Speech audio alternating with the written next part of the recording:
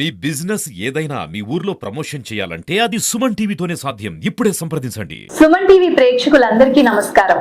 క్రోధినామ సంవత్సరం ఉగాది సందర్భంగా ఈ రోజు మన స్టూడియోలో మనతో పాటు ఉన్నారు శ్రీ తెన్నేటి శ్రీనివాస్ శర్మ గారు. వీరు సింహాచలం మరి శ్రీ అరసవెల్లి శ్రీ కూర్మం శ్రీ కనకమహాలక్ష్మి అమ్మవారి టెంపుల్స్ లో వీరు ఆస్థాన పంచాంగకర్తగా వ్యవహరిస్తున్నారు. అంతేకాకుండా విశాఖ శారదా పీఠానికి సంబంధించి కూడా వీరు ఆస్థాన పంచాంగకర్తగా వీరు వ్యవహరిస్తున్నారు. మరియు టైమ్స్ ఆఫ్ ఇండియా అలాగే హిందూ ధర్మ పరిషత్ లో కూడా ఆస్థాన పంచాంగకర్తగా వీరు ఉన్నారు. అంతేకాకుండా వీరు జ్యోతిషరత్న అనే బిరుదాంకితులు కూడా.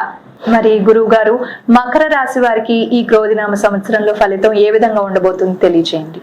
మకర రాశి ఉత్తరాష నక్షత్రం 2, 3, 4 పాదాలు, శ్రవణం, ధనిష్ట 1, 2 పాదాల వరసి ఇది మకర రాశికి చెందుతుంది.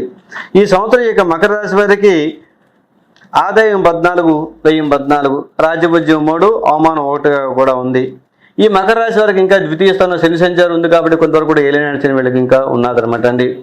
అదేవిధంగా కూడా అర్ధాష్టం గుడ్డు పోతుంది కాబట్టి మే 1 నుంచి కూడా గురుడు పంచమ స్థానంలో ప్రవేశిస్తాడు. తృతీయ స్థానంలో రాహు ఉంటాడు కాబట్టి మంచిగానే అన్ని విషయాలు ఉన్నప్పుడు కూడా ఆందోళన ఎక్కువగా ఉంటుంది. రాహు తృతీయ స్థానం సంచారం ఉంది కాబట్టి ఉంటుంది.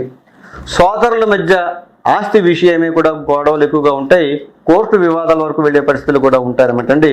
కొంతమందికి ఈ రాహు ఉండడం వల్ల కూడా ప్రతి విషయానికి ఆందోళన చెందే పరిస్థితులు కూడా ఉంటాయి కాబట్టి చాలా జాగ్రత్తగా ఉండాల్సిన పరిస్థితులు ఉంటాయి. ద్వితీయ స్థానంలో శని సంచారం ఉంది కాబట్టి ఏలినాటి శని ఆఖరి దశలో ఉంది కాబట్టి చాలా కొన్ని నక్షత్రాల వారికి ఈ యొక్క శ్రవణ నక్షత్రం వారికి సుమారుగా ఉత్తరాషాఢ శ్రవణ నక్షత్రం వాళ్ళకి ఈ యొక్క శని సంచారం మంచి అనుకూలంగా ఉంటుంది. ధనిష్ట వాళ్ళకి కొంచెం ఇబ్బందులు పెట్టే పరిస్థితులు ఉంటాయి. కానీ శ్రవణం వాళ్ళకి ఉత్తరాషాఢ వాళ్ళకి కూడా ఈ యొక్క శని మంచి అనుకూలంగా ఉండే పరిస్థితులు ఉంటాయి.